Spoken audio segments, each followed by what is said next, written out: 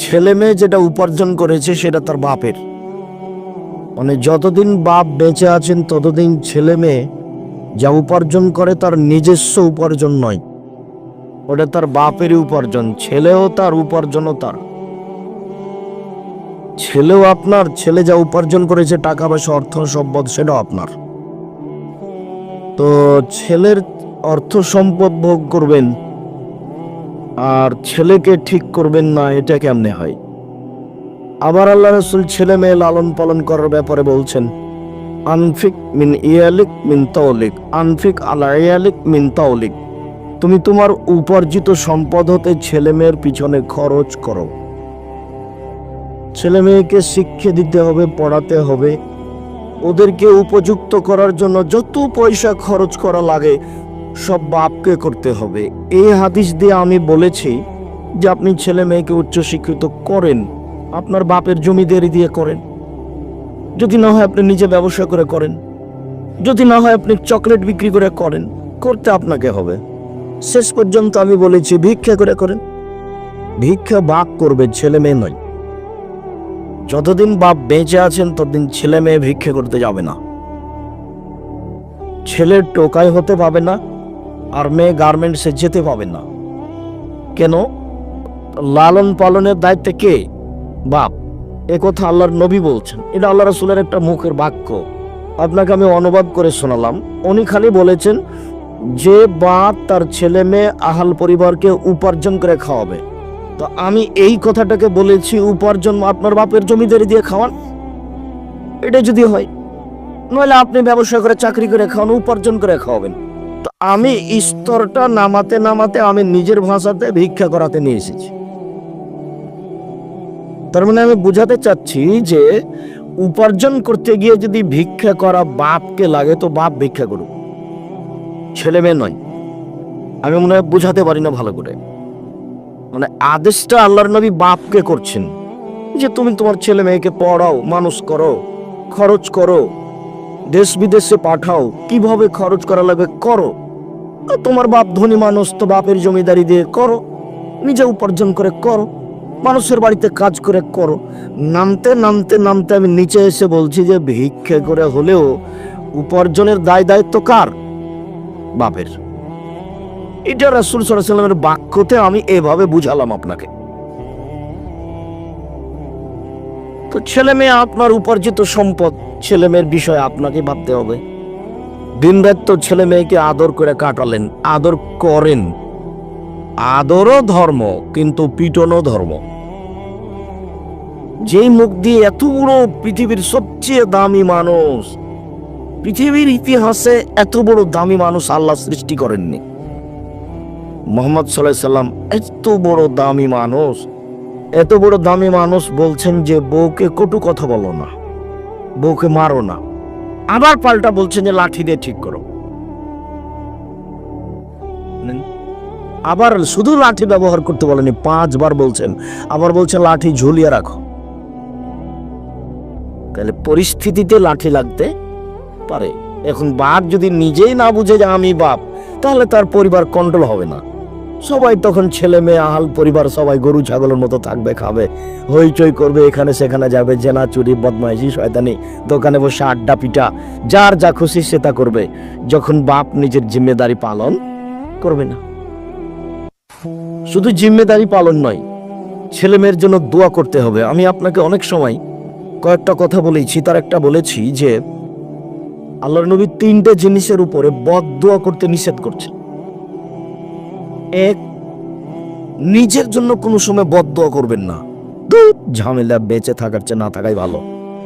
এটা হলো নিজের জন্য বদদোয়া করা। আল্লাহ তাআলা আনফুসাকুম, তোমরা নিজেদের উপরে বদদোয়া করো না, এটা আদেশ, হাদিস বুখারী মুসলিম। 2, ওয়ালা তাদু আলা আমওয়ালিকুম, নিজের অর্থ সম্পদের উপরে বদদোয়া করো না।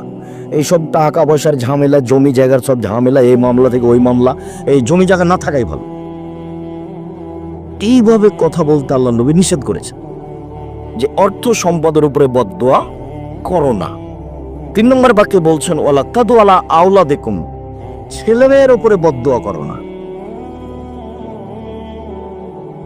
তিন শ্রেণীর মানুষের দোয়া কবুল হয়, তার মধ্যে বাপ মা আছেন, ওদিক থাক। এইখানে আল্লাহ রাসূল বলছেন তোমরা ছেলে মেয়ের উপরে কখনো ভুলেও দুর্বদ্ধ করো না। আচ্ছা ধরলাম আপনার ছেলে আপনাকে মেরে দিয়েছে সামাজিক ভাবে, কোনো ব্যাপারে জমি জায়গা নিয়ে বা ভাই ভাই গন্ডগোলে আপনাকে মেরে দিয়েছে, তো এখন কি আপনি ছেলের জন্য বলবেন তোকে বাড়ি থেকে বের করে দেবো, তোকে ত্যায্য পুত্র করলাম? আপনি যদি লক্ষবার ত্যায্য পুত্রের কথা বলেন, তারপর আপনি যদি মারা যান, তাহলে ও জমি ভাগ করে নেবে। ত্যায্য পুত্রের কথার কোনো দাম নেই।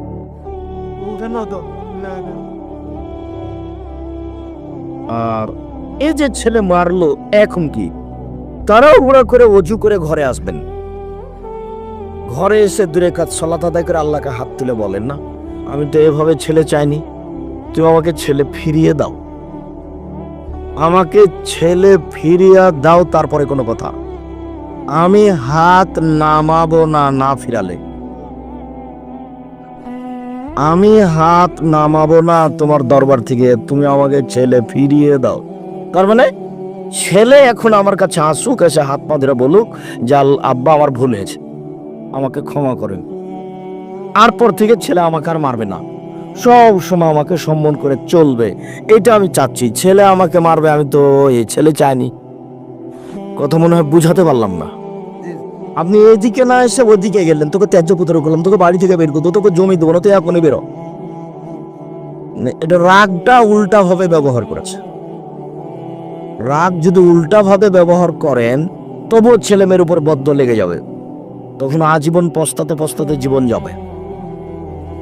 মেরেছে ছেলে, তার কারণে কি ছেলে থেকে বাদ পড়ে গেছে? ছেলে থেকে তো বাদ পড়েনি, একটু পরই খারাপ লাগবে। এখনই যদি শুনতে চান যে পুলিশে ধরে নিয়ে যাচ্ছে, তা আপনিও পিছিয়ে পিছিয়ে চলবেন। তাহলে অনেকদিন শুনেছি মনে হয়। এখানে আর একটা আপনাকে কথা শোনাই, বাপ মা ভুলেও যেন ছেলে মেয়ের ব্যাপারে কিছু না বলে, যা বলবে উপরওয়ালাকে ভালোটা বলবে। ওই হাদিস তো বুখারী মুসলিমের হাদিস, যেটা আগে থেকে জানেন, যে তিনজন মানুষ, তিনজন দুধের বাচ্চা কোলে কথা বলেছে, মায়ের কোলে। তার একজন হলেন ঈসা আলাইহিস সালাম, আর একজনের ঘটনা হলো জোরাইজ। ও ইসল্লি ফি সমাতেহি, জোরাইজ তার গির্জাঘরে ইবাদত করছিল। ফাজ্জাতহু উম্মুহু, তখন তার মা চলে এসেছে। কাদাতহু, তার মা তাকে ডাকলো, জোরাইজ।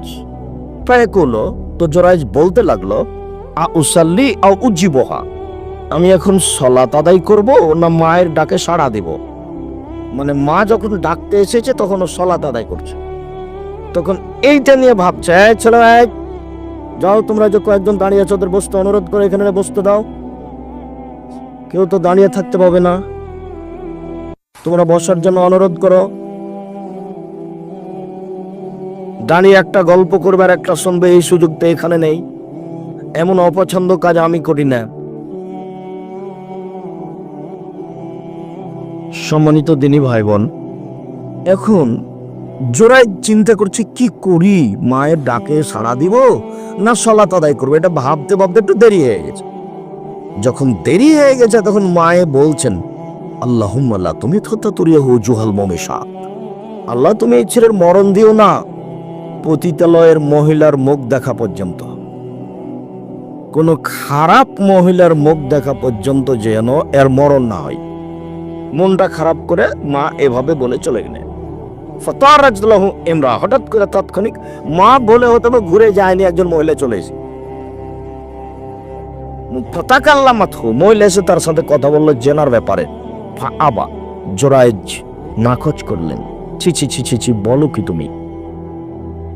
ফাতাতির রাইয়ে, মহিলা রাখালের কাছে আসলো। ফামকানাথু, রাখালকে জোর করে চেপে ধরে তার সাথে জেনা করলো। ওয়ালাদাতহু, তারপরে মহিলা একটা বাচ্চা জন্ম দিল। কালাত হুয়া মিন জোরাইজ, তারপর বলে দিল যে এই বাচ্চাটা জোরাইজের। যেমন বলা জনগণ জানতে পারলো। ফাতাহু, জনগণ গ্রাম থেকে তার গির্জা ঘরের পাশে আসলো। ফাকাসসারহু, তার গির্জা ঘরকে ভেঙে একবারে ধুলা করে দিল। ওয়ানজালুহু, তাকে টেনে হেঁচড়ে ঘর থেকে বের করে রাস্তায় নিয়ে আসলো। ওয়াসাব্বুহু, তার অকথ্য ভাষায় গালি দিল। ঘটনা হাজার হাজার বছর আগেকার, এই কথা ঠিক, তবে চিরদিনই জেনা খারাপ।